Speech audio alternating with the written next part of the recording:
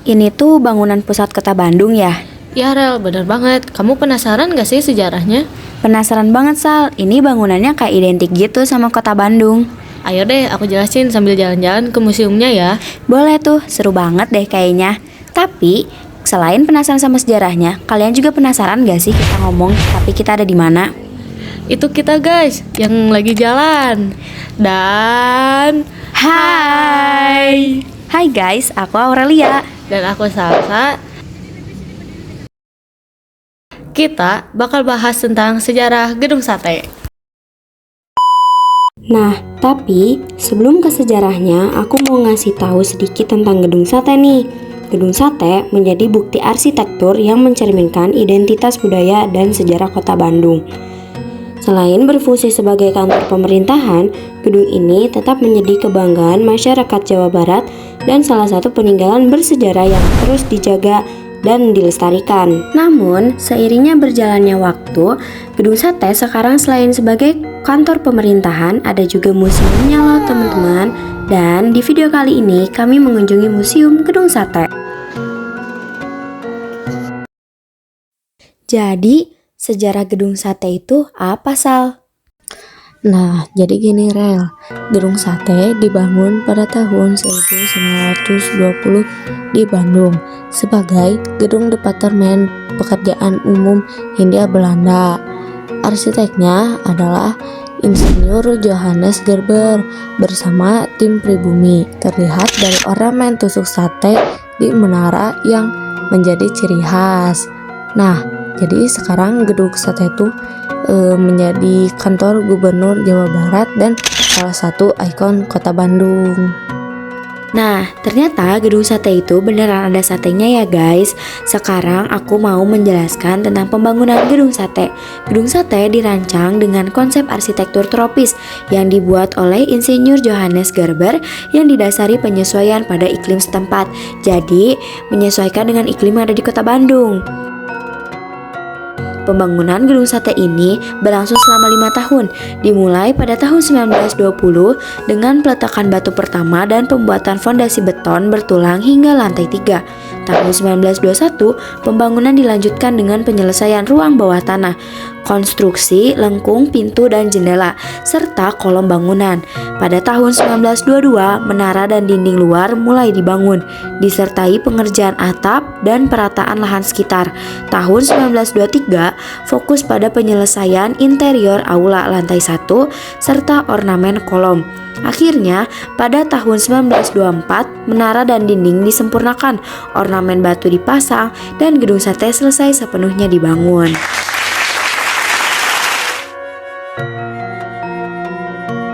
Nah, sate yang berada di puncak menara adalah biaya pembangunan Gedung Sate, yaitu 6 juta gulden atau setara dengan 420 miliar rupiah pada tahun 1920. Nah, kalau tahun 2025 sih udah sekitar 6,8 triliun rupiah ya. Nah, sekarang aku mau ngasih tahu tokoh-tokoh yang terlibat dalam proses pembangunan Gedung Sate. Tokoh-tokoh yang terlibat dalam pembangunan Gedung Sate ini, yang pertama tentu saja Insinyur Johannes Gerber, yaitu arsitek utama dari Belanda yang merancang desain Gedung Sate. Lalu ada Insinyur Reinfried H. Dero, yaitu insinyur sipil yang membantu dalam perencanaan struktur bangunan. Selanjutnya ada Insinyur Gerrit Hendricks, dia itu terlibat dalam bagian teknis dan pengawasan pembangunan. Lalu ada Insinyur Johannes W. D. Royce. Nah, dia itu pengawas pelaksanaan pembangunan di lapangan. Nah, yang terakhir sekitar 2000 pekerja pribumi dari Garut, Tasikmalaya, dan Purwakarta yang berperan penting dalam proses pembangunan fisik Gedung Sate. Setelah kalian tahu pembangunan Gedung Sate dan tokoh-tokoh yang terlibat dalam pembangunan Gedung Sate, gak lupa nih aku juga mau ngasih tahu ke kalian kalau Gedung Sate juga punya strukturnya loh. Nah, ini nih aku kasih lihat ya.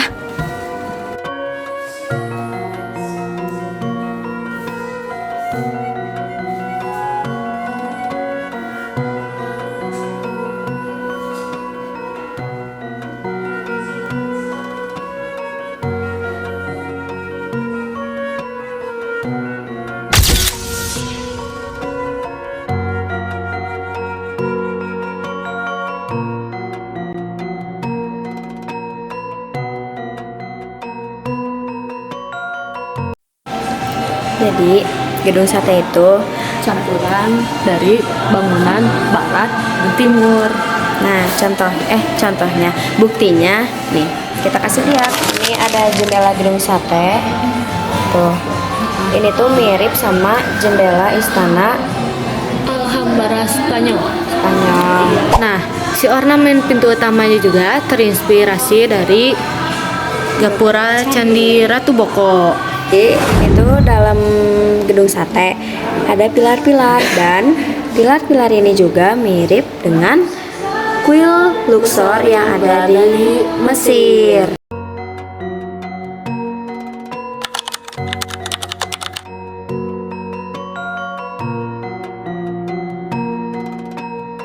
Nah, tapi kalian tahu nggak sih kalau di menaranya gedung sate itu ada sirine loh.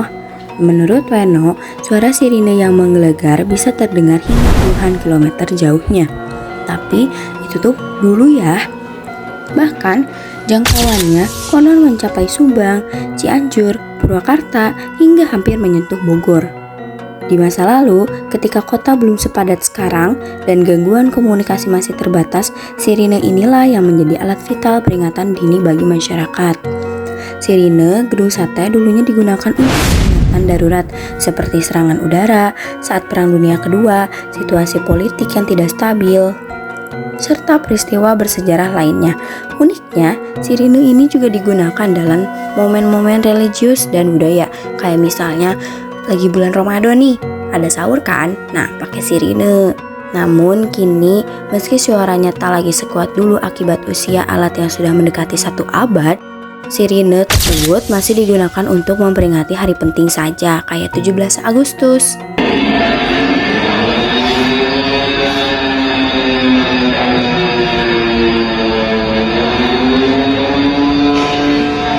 A few moments later. Jadi kita disuruh ke sini.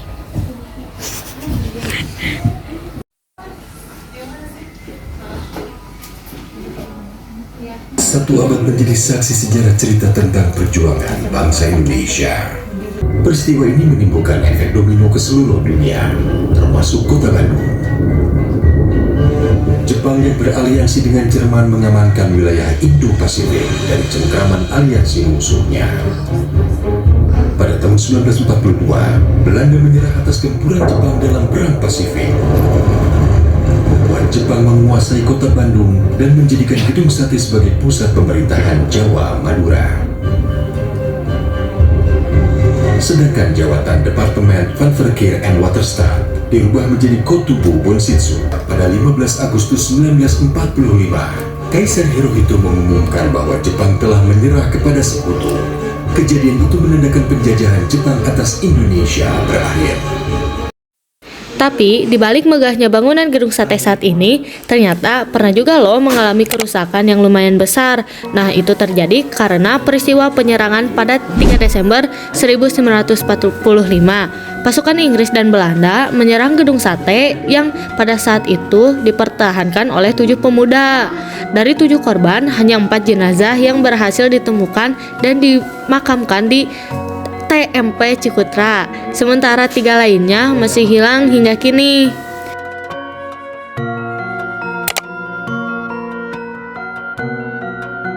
Meskipun gedung sate itu tergolong bangunan yang kuat, tapi saat penyerangan 3 Desember 1945, gedung sate ini mengalami kerusakan yang lumayan besar dan mengalami renovasi dan perbaikan dari waktu ke waktu, termasuk renovasi besar antara tahun 1986 hingga 1990 untuk menjaga keaslian desainnya. Jadi gimana nih? Kalian udah tahu kan sejarah tentang gedung sate? Sekian penjelasan gedung sate dari kami. Sampai ketemu kami di tugas berikutnya.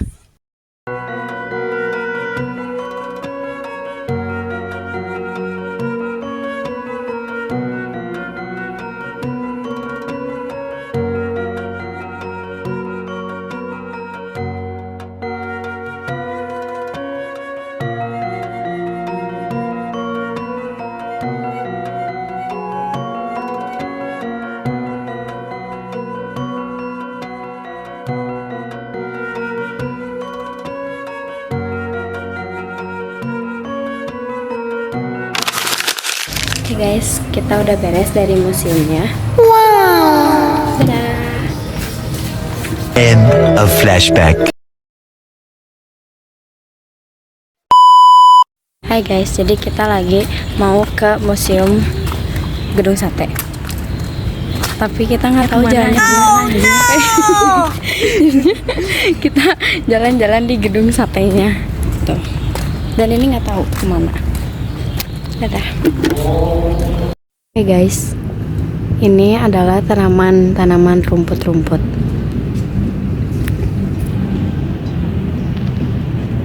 Kalian lihat gak sih di sini ada kucing? Kata si orang mah lagi ngendok. Ini tuh ada kucing guys. Kucingnya di situ. Ini kucingnya. Nih, tuh. Itu kucingnya. Jadi di sini juga ada buku. Buku apa selain ini? Buku. Nah, lalu pilar-pilarnya juga terinspirasi. Nah, lalu si pilar-pilarnya juga terinspirasi dari kuil Luxor yang berada di masjid.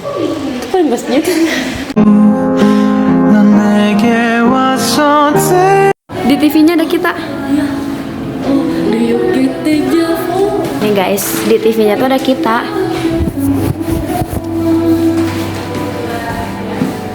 Ini tuh, lihat.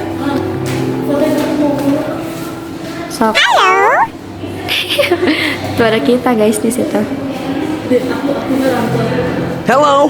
Oh my god nih. Di sini juga ada bapak. Juga ada not kayak gitu ya. Tuh.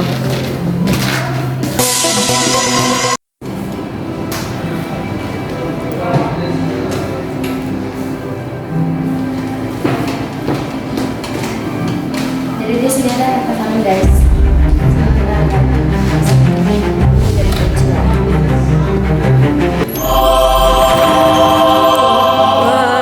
Ada harta karun peninggalan Belanda guys. Saya di sini ada penunggunya. Penunggunya. Sini Ram.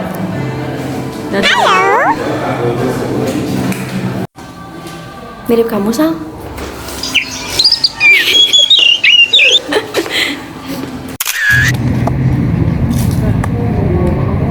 Sekian dari kami. Bye. Dadah. Next kita vlog ke yang lain ya, teman-teman. Ya.